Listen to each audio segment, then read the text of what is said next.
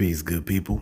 James here, and on today's video, we're going to be taking this 4-piece acrylic pour style painting and converting it into a single unit of a geode style artwork. If you're interested, please stay tuned. And as always, don't forget to like and subscribe, and make sure you turn on those notifications to get notified every time I post. So we begin here by applying our resin coating. With these 4 pieces, I decided that I'm going to basically split it into 2 parts as I am coating and embellishing it. That way the adhesive doesn't overact upon itself. So here I start off by pouring a pretty good puddle in the center of the panel that I'm working on, but then also pouring some right around the edges. And then I work my way around the edges to ensure that I'm coating them and including the actual sides of the painting. From there, I'll then begin to actually spread the paint from the center and focus on coating the canvas evenly throughout.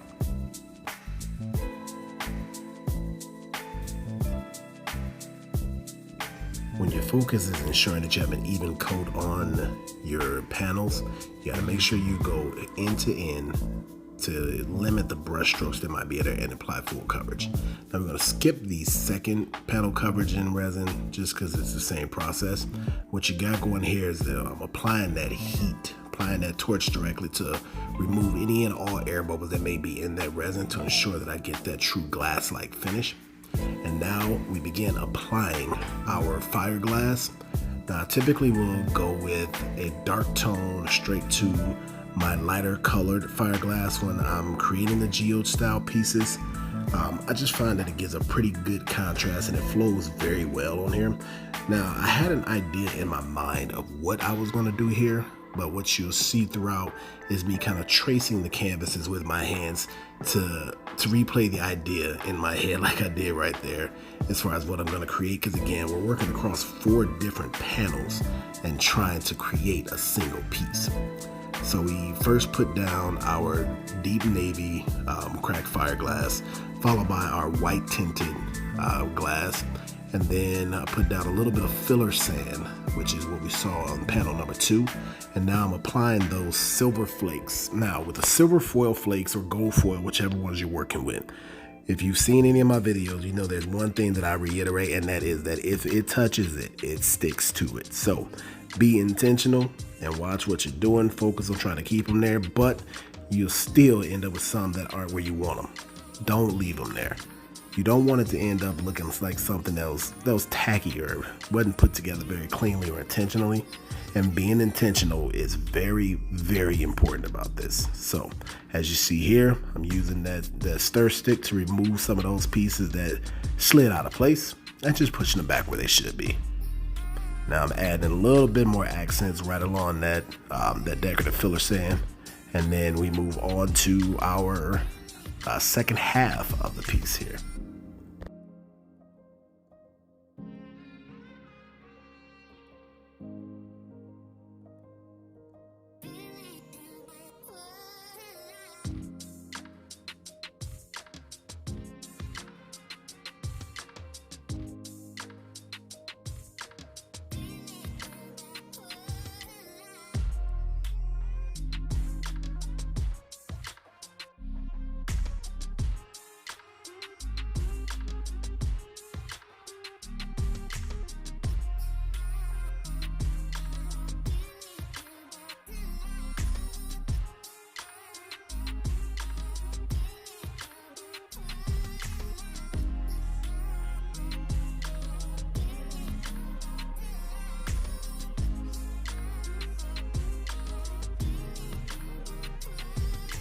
Now, a lot of people will look to just create the geode pattern directly onto a blank canvas when working on this type of artwork.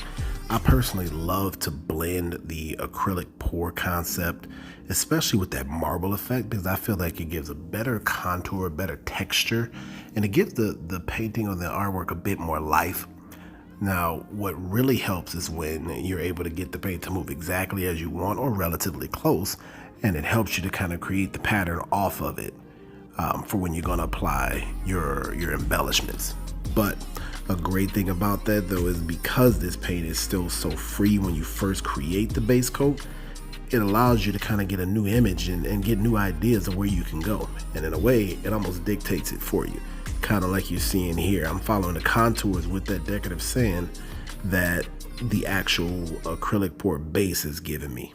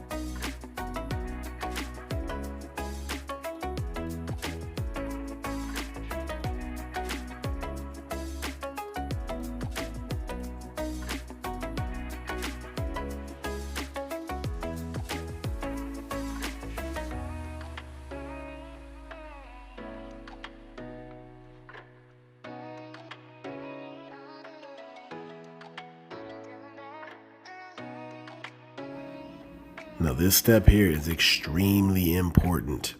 Your resin works as your adhesive as well as being your sealant. So you're sealing your painting by adding the resin on, but everything that you embellished with, you're also going to drizzle some of that resin over top because you want to secure it as well. But very important, anywhere you put that foil, you do not want to just glob it on. You want to keep that texture.